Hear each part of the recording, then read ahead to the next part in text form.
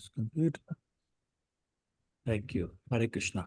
So we are going to be doing Chaitanya Charitamrita Adi Lila, chapter 3, starting with text 65. Is that correct? Correct. Okay. Yes, All right. So any questions from last week before we start?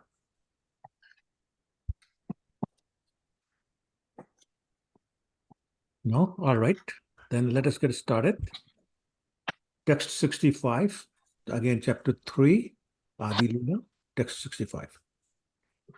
अन्य अवतारे सब सैन्य शस्त्र संगे चैतन्य कृष्णेर सैन्य अंग उपंगे. Translation. In other incarnations, the Lord descended with armies and weapons. But in this incarnation, his soldiers are his plenary parts and associates. So that's the thing about Lord Chaitanya.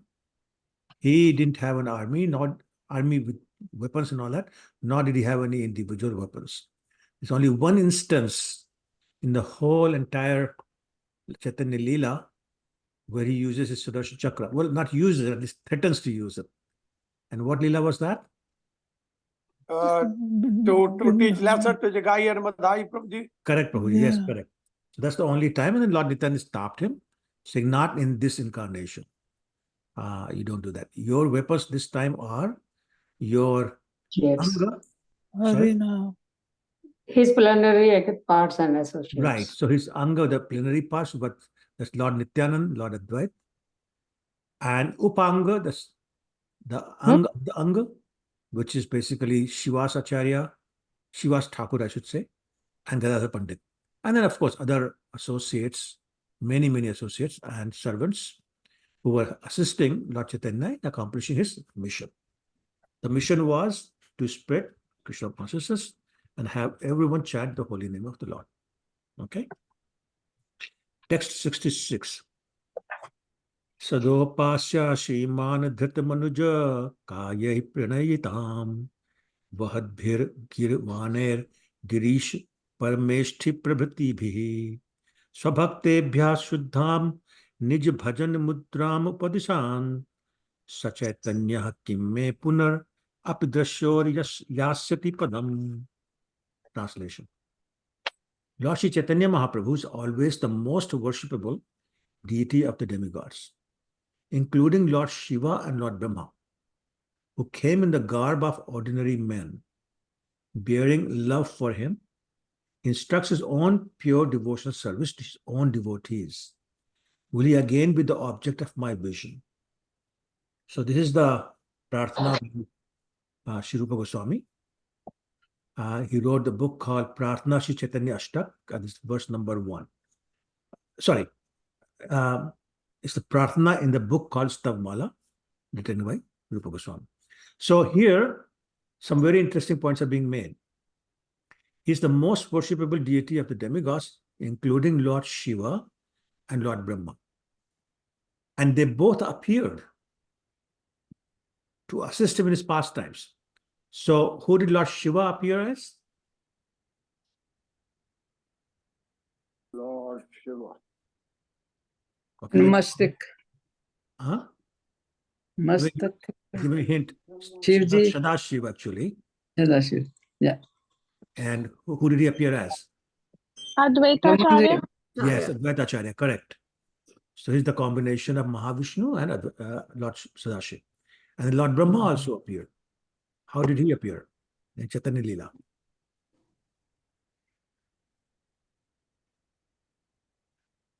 Haridas Thakur. Haridas Thakur, that's correct. So actually there's a very wonderful story when after Brahma Vimohan Lila, during the pastime of Lord Krishna, Brahma was very embarrassed for what he had done. So he actually went to a place which is literally next door to where Srila Bhaktivinoda Thakur used to live. This is much later, but I mean, what I meant was 5,000 years later, it became the house of Srila Bhaktivinoda Thakur. But in Dwapar Yuga itself, Lord Brahma sat here and perform severe austerities, basically trying to atone for his offense. And then the Lord actually appeared. He actually appeared in the form of Lord Chaitanya and then told him not to worry and that he can take birth as one of the associates. And at that time, he can be chanting the holy name of the Lord constantly. So that Brahma became Haridas Thakur. So again, being pointed out here that they showed up in the garb of ordinary men, not ordinary, obviously, and bearing love for him. Of course, there's so much love for him that, especially Lord Advaita Acharya, that it is by his calling that Lord Chaitanya said he showed up. He was calling with so much love, with so much intensity. The Lord said, I couldn't wait. I came down. And then very interesting, he says, he instructs his own pure devotional service to his own devotees. So he instructs by teaching them and by setting an example by his own behavior. So he's an acharya and his teacher. And, some of the major people that instructed were obviously the 6 Goswamis, especially Rupa Goswami and Sanatana Goswami. But there were others as well. But not only that, he would also hear from other people. So anybody knows who Lord Chaitanya loved to hear Bhagavatam from in Jagannath Puri? Shri Rup Goswami. No, Prabhuji. No, in Jagannath Puri, he used to love hearing Srimad Bhagavatam from this personality. Swarup Damodar Prabhuji? No, Prabhuji. He was Gadadhar servant. Pandit. Yes, Sakhi Swarupa, Gadadhar you're Pandit. right on. Gadadhar Pandit. And he will have Gadadhar Pandit explain everything, which is very interesting because who is Gadadhar Pandit? Radharani, Srimati, form of Srimati Radharani. Correct. An expansion of Radharani. Now, all the pastimes, especially in the 10th canto, who can best explain to Krishna? Of course, Radharani. Of course, Radharani, exactly. So it is Gadadhar Pandit, Radharani as Gadadhar Pandit, explaining Srimad Bhagavatam to Krishna, who's sitting there in the form of Lord Chaitanya. And Lord Chaitanya will spend many, many hours with him. And there were some sections he particularly liked. So, for example, Prahlad Maharaj and Nising Avatar Lila. He would have him read again and again and again in the same day. And there were days when they'd spend like 18 hours just reading Bhagavatam. Or I think Gadadhar Pandit reading and Lord Chaitanya listening. One time he had him repeat it 18 times. So this is a very wonderful relationship between Lord Chaitanya and his associates. So Rupa Goswami here is saying in this book, Stamala, will he again be the object of my vision? So that's a very common request. There's one other very famous bhajan where the devotee is saying to the Lord, when will you appear, or may you please appear in my vision? What's that very famous bhajan? When I tell you, you say, yeah, of course I knew that. Gopi Geet Prabhu. Not well, yeah, okay. Yes, the answer is yes, but it's like, no, you're right. I'm sorry. You're correct. One other I was thinking about. Jagannathashtakam. Jagannath Swami, Nayana Patagami Bhavatume. Nayana Patagami Bhavatume. May you be in my vision. Right? So it's very common prayer. And some of you are right. I'm sorry. You are right. Gopikit also, most of the 19 verses end with saying to Krishna, please give me your darshan. Show yourself to us. Okay. All right. Any questions on that? Okay. 67 then. Angopang astrakare swakarya sadhan ang shabder arth ar shunadiya man. Translation. His plenary parts and associates perform the work of weapons as their own specific duties. Please hear from me another meaning of the word anga. So what is the duty of a weapon? Destroy. To kill the miscreants. To kill, just to kill or to destroy. That's correct. So here, what are they destroying? Ignorance. Ignorance. Ignorance, definitely. Anything else? The demoniac mentality. Mentality. So Krishna was killing the demons. Lord Chaitanya and his associates were killing the demoniac mentality of the people in Kali Yuga. Okay. So now here, Krishna's saying, now here another meaning of the word Anga. 68. Ang shabder ansh kahe shastra parman angir avayav upang vyakhyan. Translation. According to the evidence of the revealed scriptures, a bodily limb, Anga, is called a part, Ansha. A part of a limb is called partial part or Upanga. So everybody gets the point? Anga and Ansha. There's a reason why he's bringing these two parts. So limb is Anga.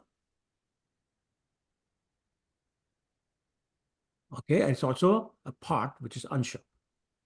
So in 69, it'll become clear why he's bringing this point up. Narayanastam nahi sarvadehinam atmasi adhishakhila lok sakshi narayano angam narbhu jalayanat tachapi satyamna tavav maya. O Lord of Lords, you are the seer of all creation. You are indeed everyone's dearest life. Are you not, therefore, my father Narayan? Narayan refers to one whose abode is in the water, born from Nara, that is Garbhodakshay Vishnu. And that Narayan is your plenary portion. All your plenary portions are transcendental.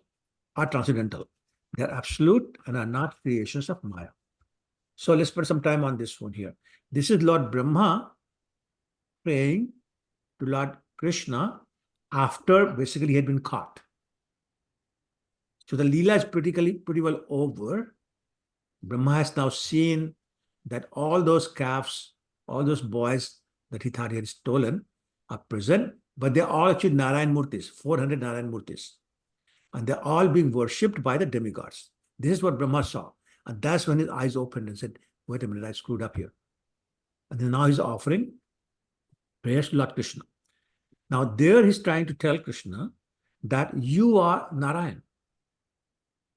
And remember a few weeks ago we were talking about Lord Krishna, Lord Balaram, Lord Mahavishnu, Lord Garbhodakshay Vishnu, Lord Charitamrita Vishnu, Lord Ram, Nasing.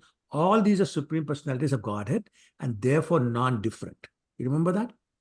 So therefore, these names in this chapter have been used interchangeably. So sometime Brahma is saying Narayan, he means Garbhodakshay Vishnu. Sometimes he's saying Vishnu, but he means Narayan or means Krishna. So that's something you have to remember. So here, what's happening here is he's saying Narayan means the one who's resting in Nar, which is water. So one meaning of the word Narayan is the one who's resting in water. So here, the personality is resting in water is being referred to as, personality being referred to is Garbhodakshay Vishnu. Now, what comes out of the navel of Garbhodakshay Vishnu? Lotus. Brahma and the 14 planets. The lotus Brahma. flower. And on the top is Brahmaji. And on top is Brahmaji. So Brahmaji is saying, I am the son of Garbhodakshay Vishnu. Yes. No mommy, but daddy there. Right? So he's saying Garbhodakshay Vishnu is my father. And he's saying, you are Narayan. Narayan is not different from Garbhodakshay Vishnu. And you're not different from Krishna. Therefore, you're my father, aren't you? Does everybody see the logic? Because Garbhodakshay Vishnu is my father, which is acknowledged by everyone. No question about that. He is not different from Narayan. Who's not different from you? Therefore, you, Lord Krishna, is my father. Everybody sees the logic? Devjani, go ahead. Oh, okay. So everybody okay? Yep. So this is the Yes, point. Prabhuji. Okay, thank you. So this is the point Lord Brahma is making. That, my dear Lord Krishna, you are Narayan, who's Vishnu, who's my father, therefore you are my father. So it's A equals B equals C, therefore A equals C. Everybody get that mathematical equation? Yep. Right? Okay. So this is what's happening here. And then he's saying, all your plenary portions are transcendental. So what are some examples of the plenary portions of Lord Krishna?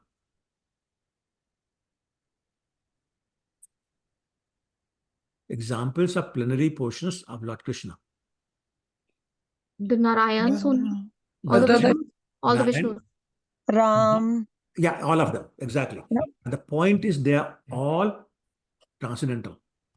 Yeah. None of them is Maya, nor affected by Maya, nor touched by Maya, nor do they have any material qualities. Everything about them is transcendental. Right? And they're all absolute. What does absolute mean? The word absolute. Complete whole. Complete whole, yes. Anything else? Not Perfect relative. in every sense. Sorry, Ruchiramati, what do you say? Absolute is not relative, who's always there. Okay, absolutely right. Somebody else said something. Perfect in all. Perfect in all sense, absolutely. So, no defects, perfect in all ways, no relativity, and all that. So, Brahma is saying, you are it. Not only you are it, all your expansions, plenary portions, they're all absolute, they're all transcendental, not affected by Maya. Okay, and the reason he's saying all that is text 70. Jalashai Antaryami Jai Narayan Seho Tomar Anshutumi Mula Narayan. He's saying the manifestation of the Narayan who predominates in everyone's heart. So again, let's go back. Narayan is not in everybody's heart. Vishnu is, Chudashai Vishnu is the localized Paramatma who is in the form of Narayan, the 400 form. Everybody with me? Yep. So he's saying Narayan who predominates in everyone's heart, actually, strictly speaking, is not Narayan, but Narayan is same as Chudashai Vishnu, and therefore Narayan is the heart of everyone as Paramatma. Okay, that equation A equals B equals C is still continuing. Yes. Okay, and then he says, as well as the Narayan who lives in the waters. So three Vishnus live in the water. Mahavishnu, which is Kaudakshay Ocean, Garbhodakshay Vishnu, which is Garbh Ocean, and Kshirodakshay Vishnu, which is on the Kshira. Erosion. Okay, they're all your plenary portions, Brahma said. They're therefore the original Narayan. Okay, therefore, it all started with you. So remember, Krishna, Balaram, Narayan, and then from there. Yes. Okay. 71. अंग शब्द अंश कहे सेहो सत्य होए माया कार्य नहे सब चिदानंदमय. There's a lot of repetition here, but we'll go anyway. Translation. The word anga indeed refers to plenary portions. Such manifestations should never be considered products of material nature. So no maya here, as we were saying before. For they are transcendental, full of knowledge and full of bliss. So that transcendental means they are beyond the purview and the control of Maya. Actually, Maya is under their control. And they are Satchitananda. They're full of knowledge and full of bliss. Now let's look at the purport, which explains the same point in much more detail. Okay, who wants to read it? I can read, Prabhuji. Go ahead, Radha Prabhu, please. Yeah, in the material world, if a fragment is taken from an original object, the original object is reduced by the removal of that fragment. But in the Supreme Personality Godhead is not at all affected by the action of Maya. The Ishopanishad says, Om Purnam Ada Purnam Idam Purnat Purnam Udeshe Purnasya Purnam Adaya Purnam Evas Visheshate. The personality of Godhead is perfect and complete, and because he is completely perfect, all emanations from him, such as his phenomenal world, are perfectly equipped as complete whole. Whatever is produced of the complete whole is also complete in itself. Because he is the complete whole, even though so many complete units emanate from him, he remains the complete balance. Yeah. Sri Upanishad invocation. Thank you, Prabhu. So this is such a wonderful verse from Ishopanishad. It really explains this concept of absolute so nicely. It starts by saying, if you take something material and take a portion out of it, then that original thing is literally minus this whatever you took out, Correct. right? And this is why when we have a box full of rasgulla, as you eat one every day, it's pretty soon becomes empty. If some of that box was absolute, it'll never be empty. You can eat as many as you want, right? And that's the concept here in this verse. Om Purnam Adah Purnam Idam is perfect and it's complete. And because it's perfect and complete, whatever you take out of, that part you take out is complete, and the part that's left is also complete. Okay, hard concept because it's again transcendental. The next paragraph talks about 1 plus 1 equals 1, 1 minus 1 equals 1 also. And that's the whole concept. That when they merge, they're still the same. So any example in Krishna Lila of two personalities merging?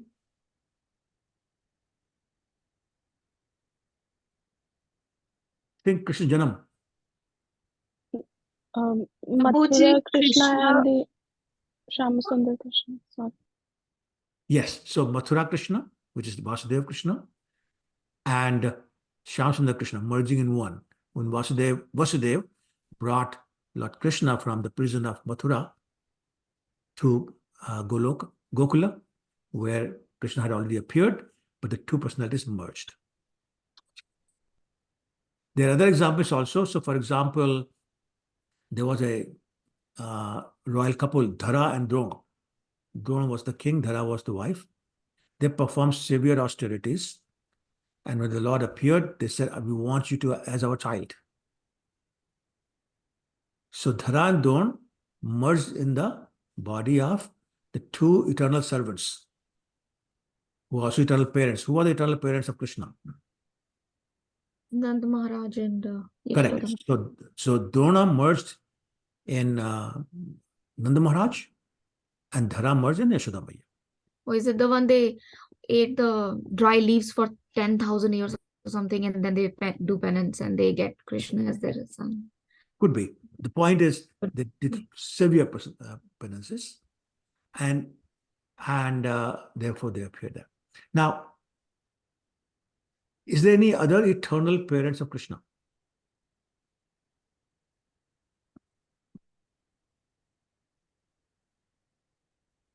Yeah, the answer is no. Because some people say Vasudeva and Devaki, but they're not. Krishna himself.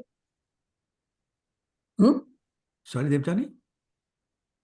Krishna himself, Prabhuji, because ultimately he is the only source and everybody is generating from him. No, that's okay. Fine. That's a different point.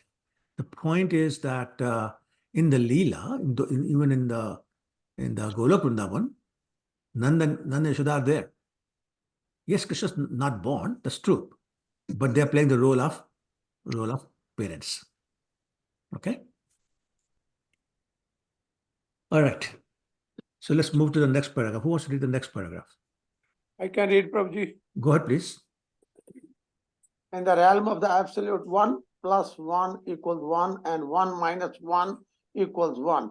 Therefore, one should not conceive of a fragment of the Supreme Lord in the material sense. In the material world, there is no influence of the material energy or material calculation of fragments. In the 15th chapter of the Bhagavad Gita, the Lord says that the living entities are his part and parcel. There are innumerable living entity throughout the material and spiritual universes. But still, Lord Krishna is full in himself to think that God has lost his personality because his many parts and parcels are distributed all over the universe is an illusion. This is the material calculation. Such calculation are possible only under the influence of the material energy, Maya. In the spiritual world, the material energy is conspicuous only by its absence. Right. So there is no influence of Maya in the spiritual world.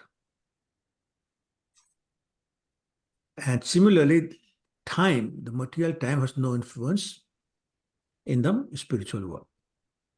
And whatever Leelas happen, they happen according to the will of Krishna, as whatever mood he has. The seasons change, and night and day and evening, afternoon, they all happen by his will. But there's no cycle and there's no forced change of seasons and things like that. But the main point here is that there are unlimited living entities. They are all parts and parcel of Krishna. But even though they have come from Krishna, there's no change in Krishna. Krishna remains Same. the same, unchanged. And I think the word is avya. I think the word is avya, which means no change in them, despite all this. Okay, next paragraph. I can read, Prabhuji. Please go ahead. In the category of Vishnu Tat, there is no loss of power from one expansion to the next, any more than there is a loss of illuminations as one candle kindles another's. Thousands of the candles may be kindled by an original candle, and all will have the same candle power. In this way, it is to be understood that although all the Vishnu Tattvas from Krishna and Lord Chaitanya to Rama, Narsimha, Varaha, and so on, appear with different features in different ages. All are equally invested with supreme potency. Yeah. So, yeah. So, when you're talking about the plenary portions of the Lord, we're talking about all the Vishnu Tattvas. So, all his plenary portions are Vishnu Tattvas, and that's why they are above the influence of Maya. There's nothing material in them. And they have the same potencies. Not same qualities, but same potencies. Okay? And the example is given, actually, this very nice verse in Brahma Samhita also. It's number 46. It says, Dipachire vidashantaram abhipetya, dipayate vivrathir saman dharma, testadarihuja vishutaya vibhati, govindam adi purusham, tam ham bhajam. We say that just like if you light one candle, from one candle light many other candles, they all have the same amount of power, same amount of illumination. Similarly, you can have unlimited expansions of Lord Krishna, but they all have the same potencies. Now, I made the point of saying not the same qualities. So, any thoughts on what's the difference? What qualities are not present in other Vishnu Tattvas? Or Yeah, Lord Krishna and Lord Balram, those 4 extra qualities in Krishna. Venu Madhuryam, Yeah. Roop Madhuryam. There are 2 more I'm trying to request. Lila Madhurya. Lila Madhurya. So, you have Lila Madhurya, Roop Madhurya, Prem Madhurya, and Venu Madhurya. Venu Madhurya. Venu Madhurya. So, those who, even Lord Balaram doesn't have that. That's just Krishna. That's only Krishna. Balaram doesn't play flute. Right? He didn't do the type of Leela that Krishna did. So it's only Krishna. So that's the difference between the qualities. So keep those 4 for himself. And but the potencies are the same. Okay. So what else? So we talked about Vishnu Tattva in expansions. What's one other thing that has the same potencies as Krishna himself? same potency. One other thing. His name? Yes, Prabhu. Yeah, and how does Lord Lord Chaitanya Chaitanya, say that? Lord Chaitanya, Prabhuji. Well, how did he say that? Because he's the same. There's no Abhinnaman difference. Namanamino. What say? No. Well, that's different. That's a Padma Puran. But what did Lord Chaitanya say? Janana. Nam Namakari Bahudha Nija Sarva Shakti Tatra Pita Niyamta Smrane Nakala. Right? So they're all names. They all have the same, invested with the same potencies. Okay? Then and you're talking about Padma Puran says no name is different from the Nami. The name of the Lord is non-different from the Lord himself. Okay. Next, last paragraph, just one line, so I'll just read it.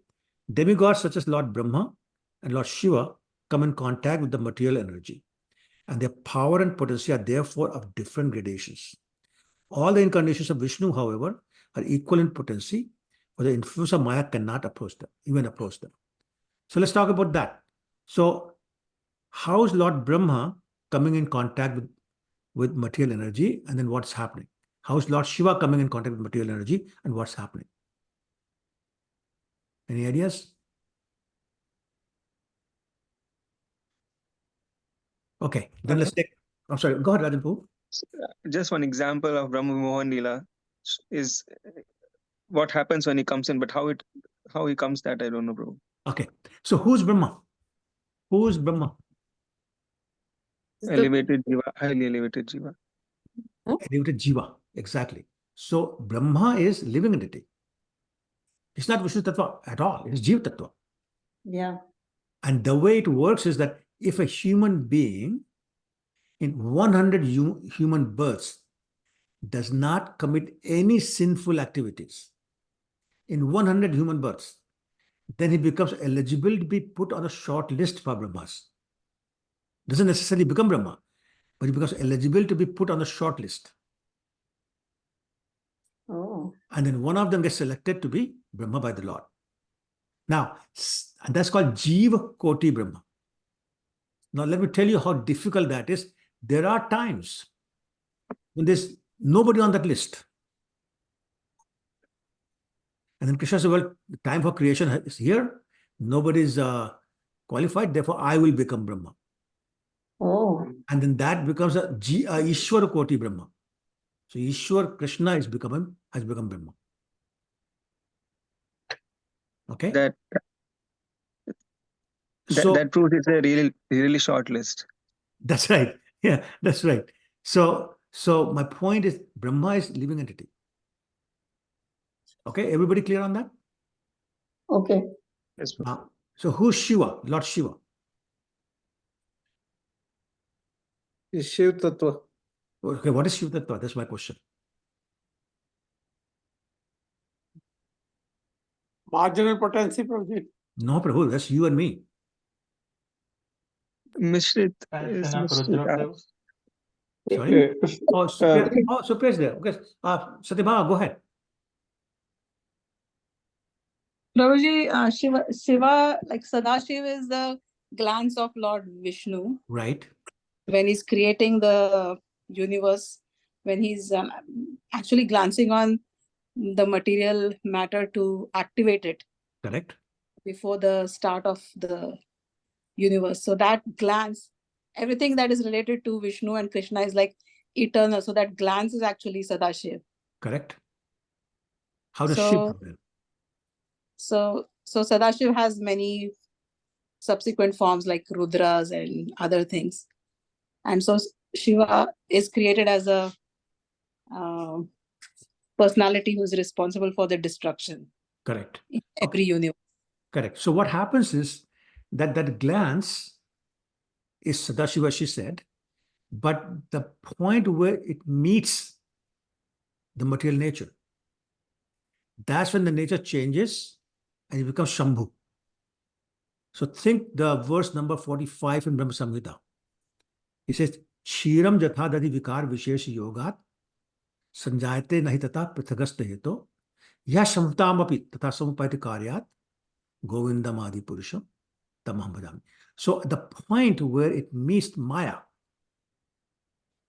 that is like putting what do you put in the milk to make it A drop of lime. what do you Joran. call it? Jaman or Joran. I don't know. Jaman, yeah, Jaman. But I was looking for English word. Anyway, so Culture, Prabhu, culture. okay, call it culture. Starter. So when you put in there, then the mixture of the two turns milk into yogurt. Now, yogurt has all the qualities of milk, but yogurt can never become milk. Everybody with me? Yeah. Yeah. You cannot churn yogurt to make it milk. You can make lassi, but you cannot make milk. Right? Lassi ko ban jati hai. So दूध you can make, milk you can make into yogurt by putting the alkaline or whatever jamun you're talking about. So similarly, when the Vishnu Tattva, Sadashiv, the glands, at the meeting point with material nature, that turns into Shambhu. That Shambhu then appears as different Shivas. So Shiva and Shambhu are also non-different, but that's the mixture of Vishnu Tattva and Maya Tattva, or Shakti Tattva, if you want to call it. That is Lord Shiva. And Lord Shiva is married to material nature herself, Maya Shakti. That's Parvati. So now he's associating with Maya. Still, Shiva is not in the control of Maya, but he's associating with Maya. That is Shiva. Everybody clear on that? Because that's a very important distinction between Lord Brahma, Lord Krishna, and Lord Shiva. Jiva Tattva, Shiv Tattva, and Vishnu Tattva. Everybody okay? I have one question, Prabhu. Go ahead. So you told Sadashiva and Shiva are different? Sadashiva is Vishnu Tattva. Lord Shiva is not. Okay. Yeah, that's what I wanted to know. Thank you, Prabhu. Sure, no problem. Usha, you have a question? Prabhu, Hare Krishna. Hare Krishna. Could you please explain the Brahmas again? The Sure. Brahma, Vishnu, Mahesh. Yeah, please, thank you. Okay, so that's a different question then. Brahma, Vishnu, when you talk about Brahma, Vishnu, Mahesh, then you're talking I mean the Tattva. I'm sorry? I mean the Tattva we were talking about. Sorry, say again? The Tattvas. The what? Shiv Tattva, Brahma, Shiv Tattva and Vishnu Tattva, and the third one was what Okay. was the Brahma is a living entity. You and me can become Brahma. Okay, Brahma is Jiv Tattva. And I was saying the criteria is when a living entity in 100 human births does not commit any sinful activities, My God. then they are eligible to be put in a short list for becoming Brahma. They don't necessarily become Brahma. They become eligible to be put on the short list. And that's Brahma Tattva. Not Brahma Tattva, Brahma Tattva. That's a living entity. Brahma is a living entity, Jiva. Empowered. And I thought that's where you were going, because Lord Krishna has 3 expansions known as qualitative expansions. Right? Anybody knows that? What are the 3 qualitative expansions of Krishna?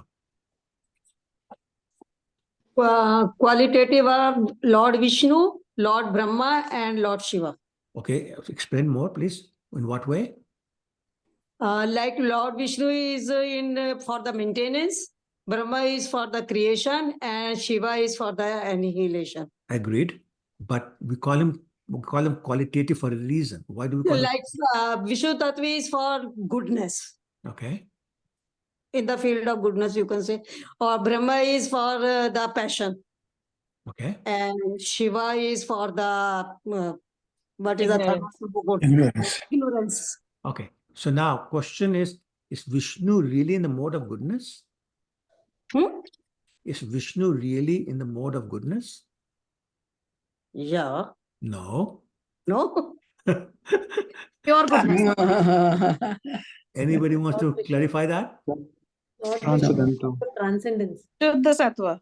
Shuddha Sattva, Vishuddha Sattva, yes. So he cannot be mode of goodness, Because goodness is material quality. Okay. It is a mode of pure goodness. Oh, Pure I goodness. see. And somebody got Pure it. goodness. Pure, you mean pure goodness, not the Yes. goodness. Pure Okay. Pure. That's right. Prabhuji, can I ask a question? Of course, Raghav, go ahead. So I mean, the same way you said, like Lord Brahma and Lord Shiva come in contact with material energy, that is because of interaction with the material qualities of either passion or ignorance, right? Is that Well, Brahma, correct, but Brahma is himself a living entity. So who knows how right. many lifetimes he was interacting with Maya, just like you and I are. Right? But Lord Shiva is because of the interaction with mode of ignorance, right? Like So covering of mode of he's ignorance. in charge of mode of ignorance. He's not in mode of ignorance. No, Okay. but that's why he's considered separate from Vishnu Tattva, right? Because he's in charge, but the same way you were saying that like He's his consort is interacting with Maya. Maya constantly. That's why it's different. Correct. Right. In the same way, then even Lord Vishnu then is also in contact with mode of goodness No, because he's not in charge goodness. of it. Pure goodness. Goodness is a material quality. There's no material quality in Lord Vishnu. That's why I told Mataji is pure goodness, which is above the modes of material nature. Okay. Okay. No, thank you. Sure, no problem. Anybody else? I know it's a little confusing. So by all means, feel free to ask questions. One question, Prabhu. Rajan Prabhu? So, Prabhuji, who is in charge of mode of goodness then? There's nobody as such in charge of mode of goodness. The demigods basically are in mode of goodness. And so they take care of things, but there's nobody in charge of mode of goodness as such. Lord Vishnu is in charge of mode of pure goodness. Thank you. Okay. Anybody else? All right. So- I'm sorry. Go ahead. So, Prabhu, when do demigods also go into mode of ignorance or mode of passion at any Yes, time? that's the thing about people in the material world. Nobody has pure goodness. Nobody has pure ignorance. Nobody has pure passion. They're all combination. So yes, just like us, they also go. And we have many stories. Right. Where Indra has done some stupid stuff, you know. So Right. yeah. Okay. Thank you. Sure. Okay. Prabhuji, quick question. Mataji, boliye. So, Prabhuji, actually, this is Ajit Krishna on. Oh, Hare Krishna. Sorry. Yeah. Hare I see Krishna. Mataji's picture, so I thought she's speaking. Okay. I'm sorry. Yeah, no, I'm. Okay, go ahead. It's her phone. Sorry about that. No, it's okay. So, Prabhuji, Hare Bol. Hare Krishna, Hare Krishna. No confusion now, bro. The picture was much prettier, bro. Go ahead. Thank you, Prabhuji. Sure. So, Prabhuji, now, actually, just regarding Lord Shiva. So, when Sadashiv ji ki glance, when that meets the material nature, it's transformed into Shambhu. So just like milk is transformed into yogurt. So that glance is considered like the Jaman, the starter. No. Jaman is material nature. Okay. Sadashiva is milk. Okay. And so then the transformation of Sadashiv into Shambhu because of the contact with material nature. Correct. And then Shambhu then is Shiva Tattva. Correct. And Shambhu and Shiva is the same. Correct. So, okay. So the 11 Rudras, they then are expansions of Lord Shambhu. Sure. Shambhu, yeah. Okay. Lord Shambhu, Shiva, whatever, yeah. So is Lord Shiva the same as Lord Shambhu, or Lord Shiva is expansion of Shambhu? So once again, we're different, non-different at the same time. So, okay, whichever way you want to look at it. Okay. Got it, Prabhu. Got it. Thank you, Prabhu. Thank you. No problem. Thank you for asking. Jai Okay. Hare Krishna. Hare Krishna, Prabhu. Anybody else? Prabhu, can I just add a little bit? Like, my understanding, I want to check. Please go That- ahead. So basically, just Prabhuji explained very nicely. I don't know his name, but Sadashiv never really gets destroyed. So Sadashiv doesn't transform into Shiva or Shambhu. Correct. He just enters the as a guna avatar, like to manage the mode of ignorance. So the origin of Shiva is Sadashiv, Correct. but Sadashiv is eternal. He doesn't get transformed into something else. So Sadashiv remains as Sadashiv in that eternal form. Sadashiv because- remains Vishnu Tattva. So even when there is destruction of the entire material manifestation, Sadashiv doesn't get destroyed. So the answer is yes, but let me also explain further. If you look at the structure of the universe, then above the material universe, material world, I should say, is a Vrijaradi, the causal ocean. Above that is the Brahman effulgence. Above that is the Sadashiv Lok. Above that is Vakunthas. So this all spiritual worlds does not get destroyed. Okay? Got it, yeah. All right. Okay, 72. Advaita Nityananda Chaitanya Dui Anga Anger of Yavagana Kahiye Upanga. So now they talk about the definition of Upanga. So Anga Upanga. Shri Advaita Prabhu and Shri Nityananda Prabhu are both plenary portions of Lord Chaitanya. That's what we talked about before. So therefore, they are limbs, angas of his body. The parts of these two limbs are called upangas. Up means basically like a subsidiary or category of, or a part of, or a subordinate to. Like Uprashtrapati, for example, vice president. It's things like that. So text 73 then goes on to say, Angopang Tishnu Yastro, Prabhura Sahite, Sei Sab Astro Hoy, Pakhanda Dalite. Translation. Thus the Lord is equipped with sharp weapons in the form of his parts and plenary portions. So his weapons are his plenary portions. All these weapons are competent enough to crush the faithless atheist. So once again, when we talk about crushing the atheist, he's talking about the mentality of the atheist. There's no physical killing going on. Okay? So it's a mentality that we're talking about. Purifying the consciousness, killing the mentality, demonic mentality. Okay, who wants to read the purport? Shall I try, Prabhuji? Of course you can try it. The word, oh my God, missed. Pakhanda. Sorry, Prabhuji. 1 minute. The verse is also quoted from the Stotra Ratna 13, Yamunacharya, everything covered by the... Sorry, Prabhu. I'm sorry, Prabhu. Where are you reading? 73. Oh my God. 73. I mixed up, Prabhuji. iPad mix. This has gone 90. That's why.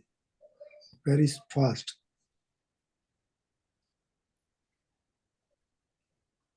Oh my God. 73. Yeah, I got it. Okay. The word pasanda is very significant here. One who compares the Supreme Personality of Godhead to the demigods is known as a pasanda. Pasanda. Sorry? Go ahead. Pasandas try to bring the Supreme Lord down to a mundane level. Sometimes they create their own imaginary God or accept an ordinary person as God and advertise him as equal to the Supreme Personality of Godhead. They are so foolish that they present someone as the next incarnation of Lord Chaitanya or Krishna, although his activities are all contradictory to those of a genuine incarnation. And thus they fool the innocent public. One who is intelligent and who studies the characteristics of the Supreme Personality of Godhead with reference to the Vedic context cannot be bewildered by the pasandas. Yeah. So, who knows the second offense against the holy name?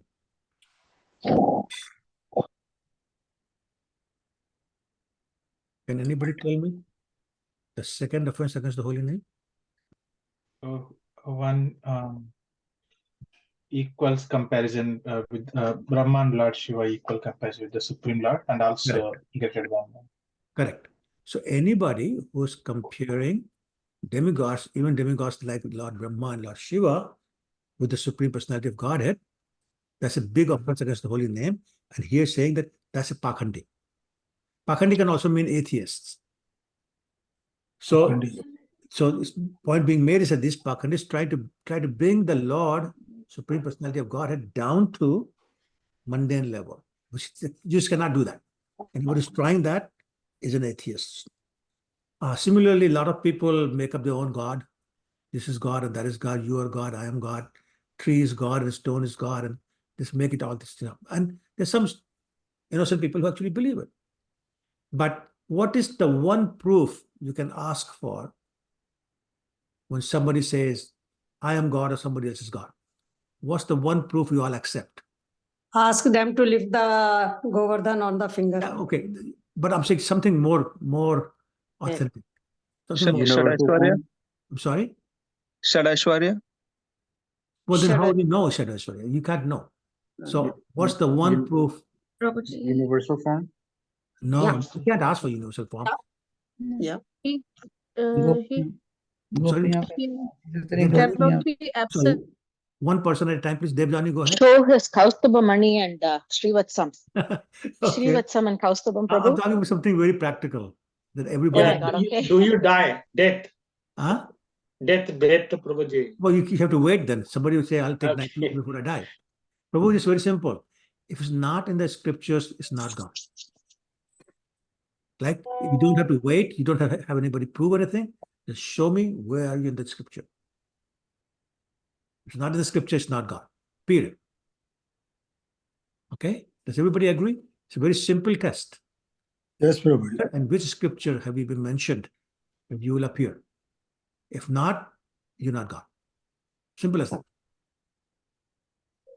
Okay. Okay?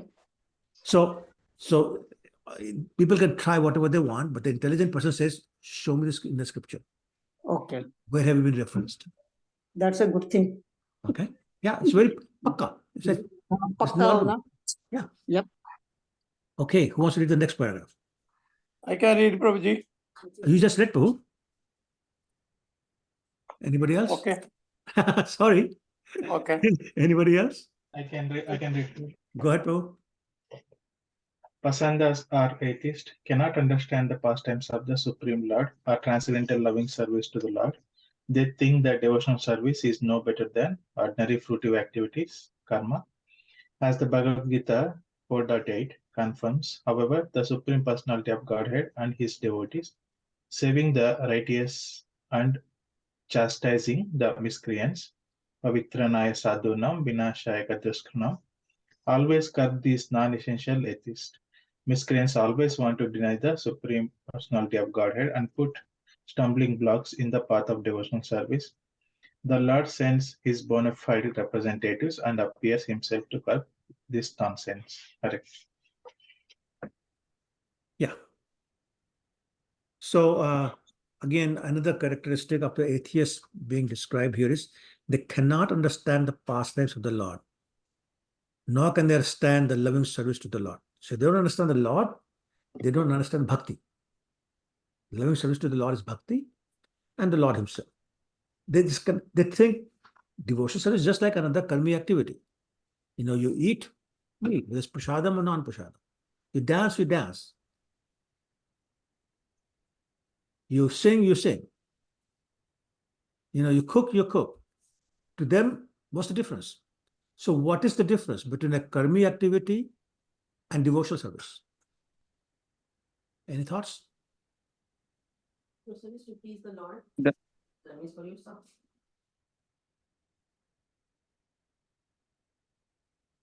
Sorry, Rajabu, I can hear. Yeah. So whatever activity is being carried out, who is the ultimate beneficiary and who is at the center? Okay. So if Lord is the center, at the center, Lord is the beneficiary, we're doing it to please the Lord, that is bhakti. Now, you go to the temple and you cook. And you come upstairs and say, ask everybody, how was it? and you're expecting glories, you to be glorified. So is that cooking bhakti or is karma? Karma. Karma. Okay. Karma. Let me ask you a different question. You're singing there for the Lord, Hare Krishna Mahamantra, right in front of the Lord. But you're looking at how many people are admiring your singing.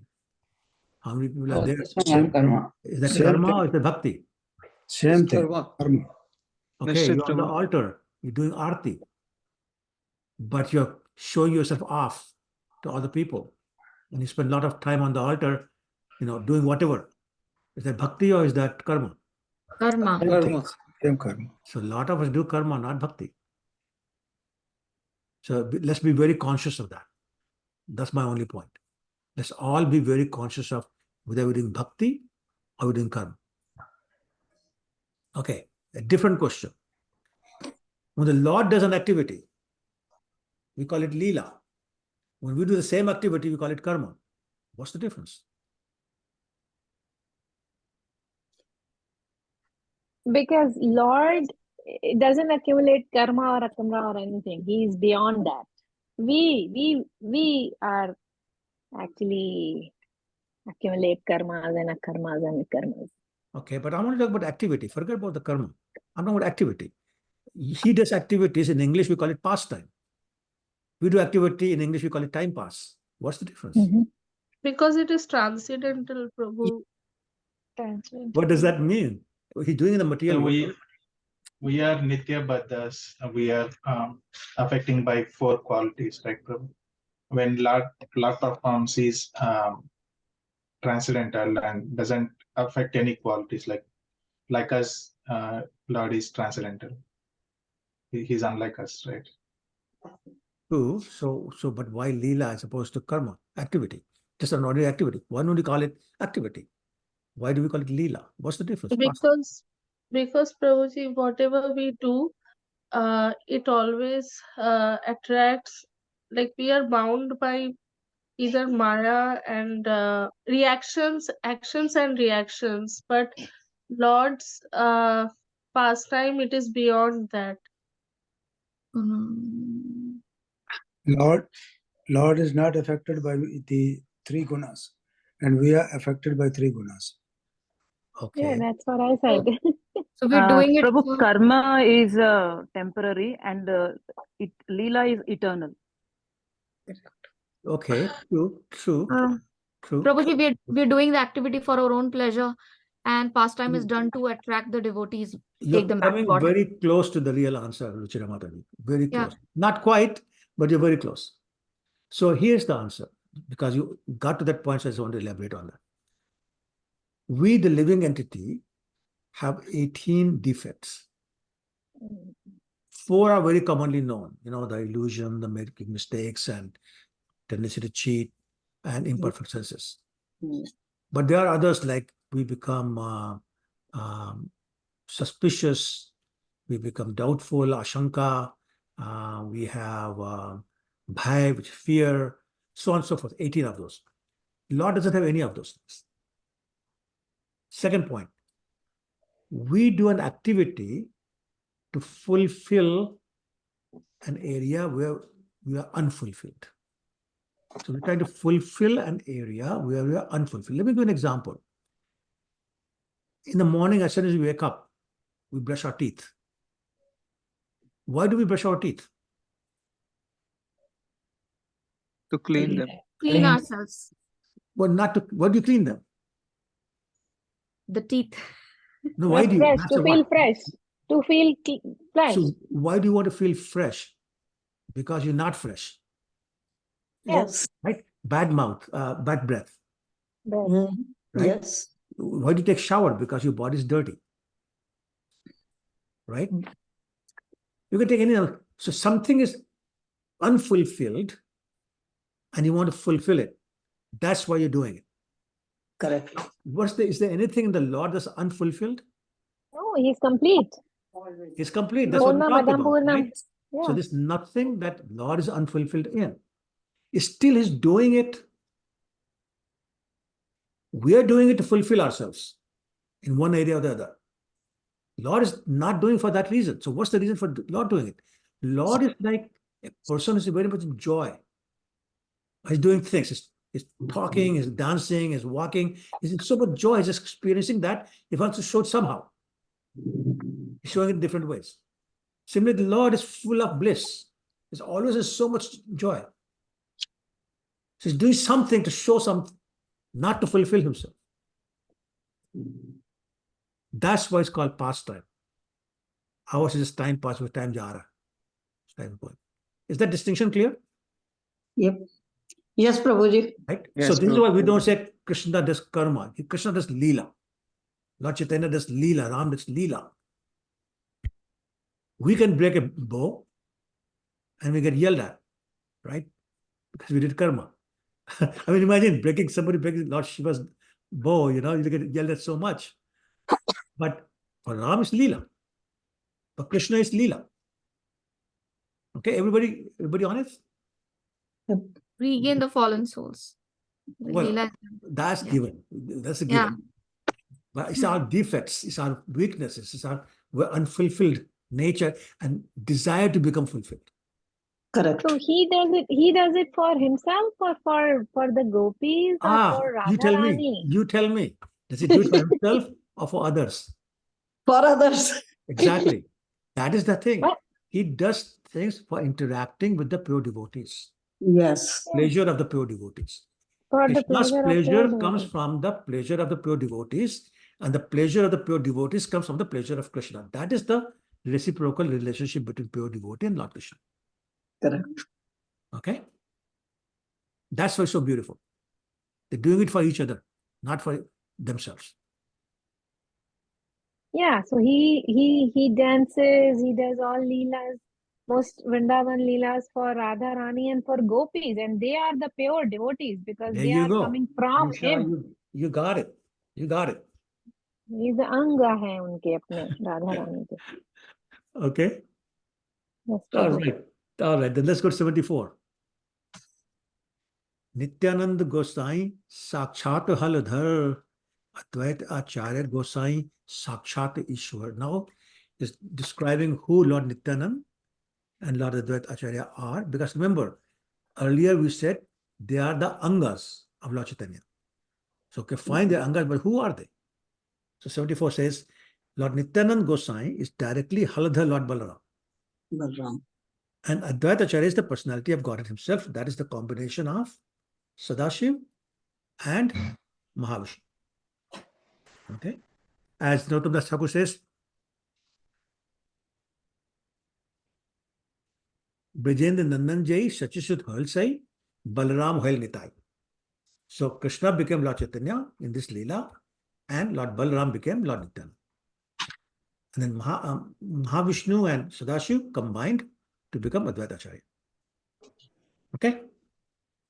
Then what about others? Text 75. Shivasadi Parishad Sanya Sangaloya Dui Sena Patibule Kirtan Kariya. Translation. These two captains, this Nityananda and Advaita Acharya, with the soldiers such as Shivas Thakur, travel everywhere, chanting the holy name of the Lord. So who's Shivas Thakur? The devotee of One of the masters. Who is he? He was one of the Narad Mamuni. Sorry? Narad. Parshad. No, in the previous Mamuni. life. Who was the expansion of? Narad Mamuni. Narad Muni, yes. Narad Muni. Okay. Text 76. पाखंड दलनवाना नित्यानंद राय आचार्य हुंकारे पाप पाखंडी पलाए. Translation. Lord Nityananda's very features indicate that he is the subduer of the unbelievers. All sins and unbelievers flee from the Lord, from the loud shouts of Advaita Acharya. So Lord Advaita Acharya used to do hunkar. Does anybody know what hunkar is? Say like very, very loud, take a deep breath. like, hey Krishna. Actually, he used to go, Oh, like this. Yeah, that's Hunkar. So he used to do it very loudly. He used to read one mantra. What was the mantra? Anybody knows? Tulsi dal matrin jalas chulkenava vikri nitam swatmanam bhaktebhyo bhaktapachala. It says that if you take one leaf of tulsi on your hand with Ganga water, you offer to the Lord, he becomes so pleased, he sells himself to the person doing that. That's the mantra he used to chant all the time. And they go, and then call for Krishna. Okay? And so he's saying that all the sins and the non-believers used to run away when they heard that. 77. Sankirtan Pravartak Shri Krishna Chaitanya Sankirtan Yagyatare Bhaje Sei Dhanya. But Shri Krishna Chaitanya is the initiator of the Sankirtan, congregational chanting of the holy name of the Lord. One who worships him through the Sankirtan is fortunate indeed. So all of us who are worshipping Lord Chaitanya through the process of congregational chanting are very fortunate. And that's a very important point. Let's all understand how fortunate we are, how rare this opportunity is, and let's not waste it. Okay? We read a verse before when we were talking about who Lord Chaitanya is. And in that it said, Yagya Sankirtane Pyare Yajanti Sumedsa. Those people who are participating in the congregational chanting of the Lord's names, is very intelligent indeed. And he's saying very fortunate. So intelligent and fortunate. Okay. 78. Sait Sumedha or Kubuddhi Sansar Sarv Yagya Hoite Krishna Nam Yagya Sar. Very nice. 78. Translation. Such a person is truly intelligent, whereas others who have but a poor fund of knowledge must endure the cycle of repeated birth and death. Of all sacrificial performances, the chanting of the Lord's holy name is the most sublime. What did Lord Krishna say in Bhagavad Gita about who is he among the yagyas? Among the? Among the yagyas. Yagyas. Vishnu? No. What did Krishna say in Gita? Who is he among the yagyas? Ashwamedha Yagya. No. Sankirtanajna. Yes. Actually, Japa Asmi, he said. Japa yajna. Yagyas, I'm the Japa. Sankirtan Yagya, same thing. Japa yajna. Yeah. That's what Krishna said in Bhagavad Gita. Okay. Okay. So here is saying, of all the yagyas, chanting of the Lord is the most sublime.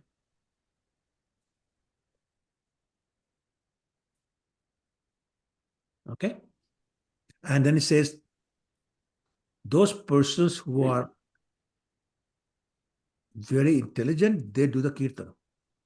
Those who don't do it, they're fools. Why? Because they must go through the cycle of repeated birth and death. So all of us who are going out of our way to make sure we come back are fools. Those of us who are sincere and serious about the chanting process, they are very intelligent. And they are dhanya, they're very fortunate. Okay, so purport. Who wants to read the purport? 78. I can read, Prabhu. Please go ahead. Lord Sri Chaitanya Mahaprabhu is the father and inaugurator of the Sankirtan movement.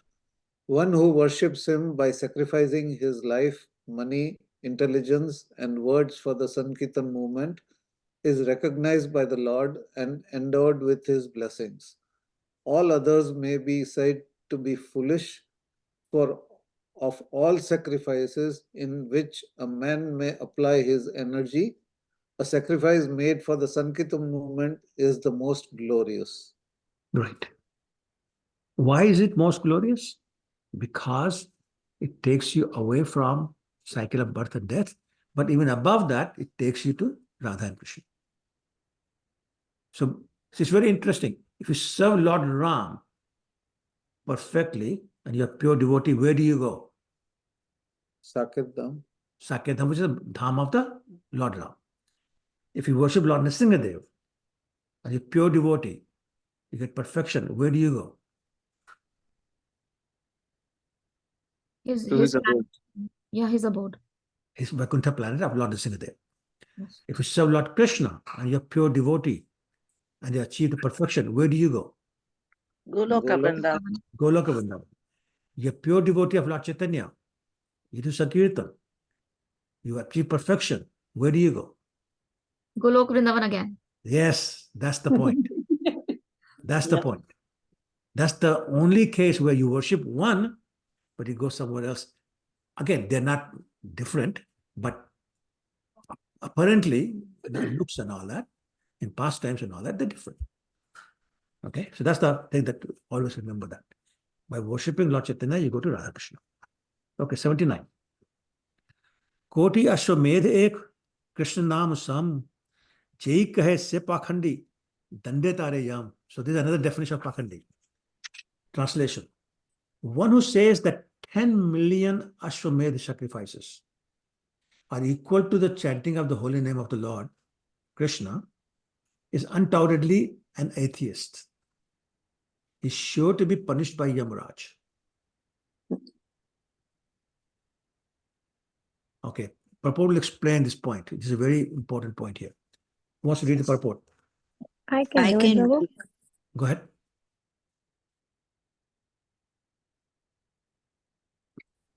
One of you go Who ahead. go ahead? Usha or other Mataji? Doesn't matter. Doesn't matter. Mataji, you want to read it or you want me to read it? Mataji, you go ahead. It's okay. Yeah. Thanks. In the list of the 10 kinds of offenses in chanting the holy name of the Supreme Personality of Godhead, Hare Krishna, the 8th offense is Dharma Vrata Tyaga Hatadi, Sarva Subha Kriya Samyam Api Pramada.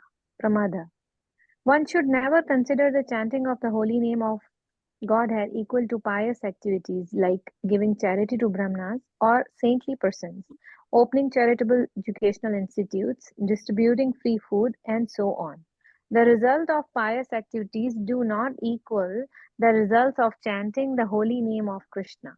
The Right. Vedic scriptures say. No, hold on. Let's talk about this first. So what's happening here? What's the main point? The main point is the last line. The results of the pious activities do not equal the results of chanting the holy name of Krishna. Why? What's the major difference between pious activities and chanting the holy name of the Lord? Pious activities are you are doing for your satisfactions also. You are doing something for your own interest. You want to give something in charity and you are doing. But if you are taking the name of Krishna or the chanting the holy name, this is something transcendental, something for the pleasure of God you are doing. Okay. Am I right? No, don't be Not so really. doubtful. Yeah, okay. No, you're right. Any other interpretation? Okay. Somebody else was speaking. Sorry. Shalini Mataji, was it you? Yes, Prabhu, I was just trying. Go ahead. So the result of pious activity will again, it's like karma and you're going to come back to this material world. Correct. Whereas chanting Correct. of the holy name is beyond that. The pious activities are all material activities. Yes. Right? And Madhumata, you were right. I mean, it's doing it for your benefit. So same idea, it's material. Whereas chanting is now spiritual material level. So whatever is material level will force you to come back to the material world. And typically, a material activity will take you away from Krishna. So actually, Srila Prabhupada in one of the purports in Bhagavad Gita says, all pious activities are sinful activities. That's Prabhupada saying that. Because they take you away from Krishna. Whereas the transcendental or spiritual activities take you to Krishna. And therefore, they're recommended. Correct. And that's the huge difference between any material karma kanda activity or pious activities and the chanting of the holy name. Chanting of the holy name, spiritual, cannot be compared. Okay? Okay. Prabhuji, you explained in the last class, anything which is not done for Krishna is sinful. In Yeah, short. exactly. Same idea. Same idea. Okay. Let's read the next paragraph. Do you want me to read it, Prabhu? Sure, Kamini, go ahead. Okay. Sorry, Prabhu, give me a minute. Sorry. No problem. No problem. Yeah. So the Vedic scriptures say, Gokoti danam grahane khagasya priyaga gangodaka kalpavasa yajnayutam meru suvarna danam govinda kirtirna samam shatam shay. Even if one distributes 10 million cows in charity during an eclipse of the sun, lives at the confluence of Ganges and Yamuna for millions of years, or gives a mountain of gold in sacrifice to Brahmanas, he does not earn 100 part of the merit derived from chanting Hare Krishna. In other words, one who accepts the chanting of Hare Krishna to be some kind of pious activity is completely misled. Of course, it is pious, but the real fact is that Krishna and his name, being transcendental, are far above all mundane pious activity. Pious activity is on the material platform, but chanting of the holy name of Krishna is completely on the spiritual plane. Therefore, although Pashandis do not understand this, pious activity can never compare to the chanting of the holy name. I think it's very self-explanatory. There's no comparison when pious activities at material level and the chanting of the holy name or any bhakti is on a spiritual level. There's no comparison. Okay, text 80. Bhagavat संदर्भ ग्रंथेर मंगलाचरणे श्लोक जीव गोसाई Korea छेन व्याख्याने. Translation. In the auspicious introduction to the Bhagavad Sandarbha, Srila Jiva Goswami has given the following verse as an explanation. So Srila Jiva Goswami wrote 6 books called as Shat Sandarbha, 6 Sandarbhas. Bhagavad Sandarbha is one of those 6 books. And in 81, it's going to talk about what he says in the introduction of Mangalacharan. This is a verse that we should all try to memorize.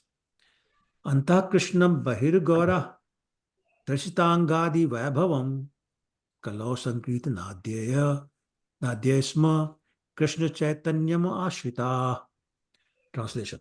I take shelter of Lord Shri Krishna Chaitanya Mahaprabhu, who's outwardly a fair complexion, but inwardly Krishna himself. In this age of Kali, he displays his expansions, his angas and upangas, by performing congregational chanting of the holy name of the Lord. So again, emphasizing the point that Lord Chaitanya is none other than Krishna. So inside is Krishna, outside is the complexion of Radharani, therefore is Lord Chaitanya. So Anta Krishna Bahirgaura. Outside is Chaitanya Mahaprabhu, inside is Krishna. So Lord Chaitanya is none other than Lord Krishna. Main point. And then he says that his weapons are the angas and upangas, the expansions, and they are acting by spreading the holy name of the Lord through the process of congregational chanting. Okay, let's read the purport. Who would like to do it? Prabhuji, I have a question. Devjani, go ahead. What happened to your video? Prabhuji, yeah, actually, Prabhuji. It's okay, no problem. No problem. Yeah. Prabhuji, as we know the importance of chanting, but then in other yugas, why they didn't promote the chanting as compared to other things? Like we know Sri Ram, like in Treta Yuga, even they did Ashwamedh Yagyas and all, and he being God himself, he must be knowing this. So in other yugas, why didn't they promote the chanting of holy name? Yeah, it's not like they did not promote or that you could not chant. People chanted and it was promoted. But the main recommendation was, for example, in Satyug, the meditation, the fire sacrifices in Treta Yuga, and deity worship in Dwapar. And the chanting of the holy name is a concession to people of Kali Yuga because A, they don't have long life, they don't have focus, they're lazy, they are dull-witted, they cannot do dhyan. They cannot do yagyas because, again, they have short life, but they also can't stand in front of the heat, can't sit in one place, all those kind of things. And now we cannot get proper grains, we cannot get properly qualified brahmanas, we cannot pronounce mantras properly. So it's all concessions being given. And finally, in Dwapar, they said, okay, just do deity worship, but that meant opulent deity worship. In Kali, people don't want to do that. They don't want to donate for a particular dress. They don't want to, decorate him properly. It takes too long. So every temple is having problems finding pujaris to come for Mangalarti to decorate the Lord, dress them up, bathe them, and all that. We're too lazy. So Lord Chaitanya said, you can't do any of this. Just do that. But it's not that they could not chant in other ages. They did. Yeah. But because of the facilities and the age and abilities, memory and things like that, they were encouraged to do other stuff. Okay. In Kali Yuga, they said, just can't do that, forget it. Just do this. That's all That you're means, capable of doing. yeah, that means like along with tapasya, yajna, or deity worship in an opulent way, they too like chanted the holy Absolutely. name. As a matter of fact, there's a pastime about Lord Krishna who instructed to chant the name of Lord Narayan by Mother Yashoda. Yes. So obviously chanting was going on, so she instructed him. Now he didn't want to do it, so he was having difficulty until some parrot came and said something about Radharani. So he started chanting Radharani, Radharani, Radharani, and from distance Mother Yashoda thought he's saying Narayan, Narayan, Narayan, so she was happy. But he was chanting Radharani's name. So chanting was there. Prabhu, also Narad Muni initiated Dhruv Maharaj and Right. yeah. So even yeah, so mantras were there. Devjani, you okay? Yes, Prabhu. Yes. Okay, all right. Okay, let's read the purport.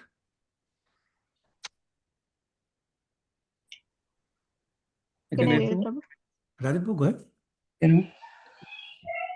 Srila Jiva Goswami has placed the verse from Srimad Bhagavatam, quoted in text 52, Krishna Varnam Tva Krishnam, as the auspicious introduction to his Bhagavad Sandarbha or Shat Sandarbha. He has composed this text 81, which is, in effect, an explanation of the Bhagavatam verse, as the second verse of the same work. The verse from Srimad Bhagavatam was enunciated by Karambhajan, one of the 9 great sages, and is elaborately explained by the Sarva Samvidini, Jiva Goswami's commentary on his own Shastra Dharma. Okay. All right. So anyway, he's saying this, he's mentioned it. Go ahead. Next. You want me to continue? Yes, Prabhu, continue. Okay. Anta Krishna refers to one who is always thinking of Krishna.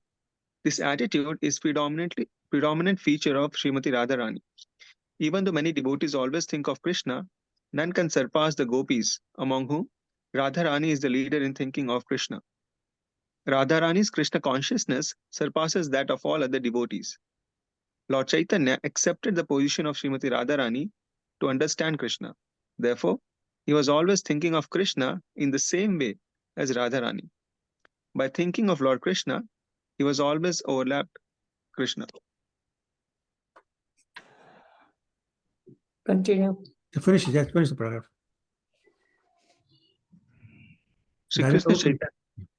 Shri Krishna Chaitanya, who was outwardly very fair, with a complexion like molten gold, simultaneously manifested his eternal associates, opulences, expansions, and incarnations. He preached the process of chanting Hare Krishna, and those who are under his lotus feet are glorious. Yeah. So the main point here is very interesting, that line. Lord Chaitanya, this is the last line of the second paragraph, or second last line. Lord Chaitanya accepted the position of Srimati Radharani to understand Krishna. It's not what we read so far. We read Lord Krishna has accepted the position of Lord Chaitanya to understand the mood of Radharani. Right? So why is he saying that here? And then he says, therefore, was always thinking of Krishna in the same way as Radharani.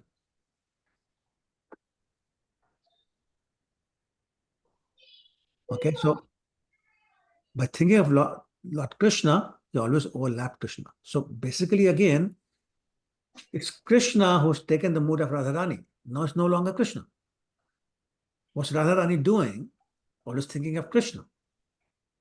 So therefore, it's Krishna thinking of Krishna all the time, and that's Lord Chaitanya. So Lord Chaitanya is thinking of Krishna all the time. Hence, Antar Krishna is always thinking about Krishna, Lord Chaitanya.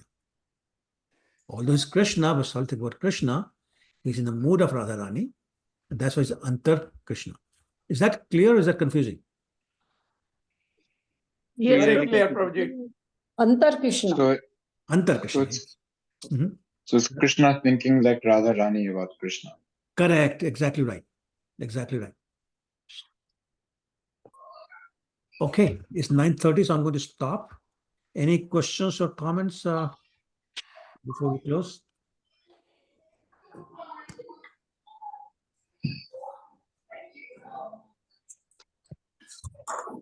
I just want to thank you, Prabhuji, for a wonderful explanation of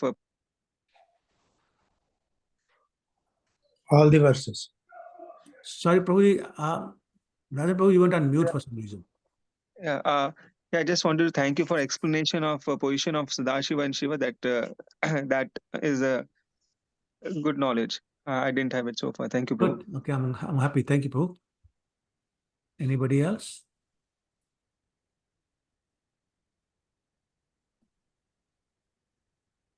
Okay. Thank you then. Vansha kalpatarubhyascha kripasindhibhyocha punitanam pavanebhyo vaishvebhyo namo namah. Srila Prabhupada ki jai.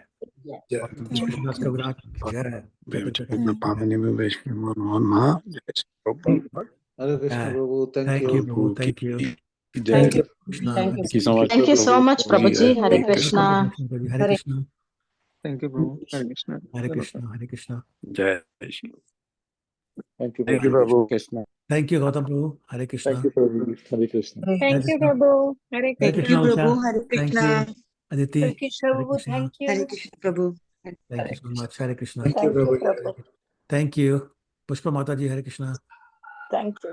Thank you, Prabhu. My voice Hare is Krishna. not Thank there. you, Ajit Krishna Prabhu. Thank you.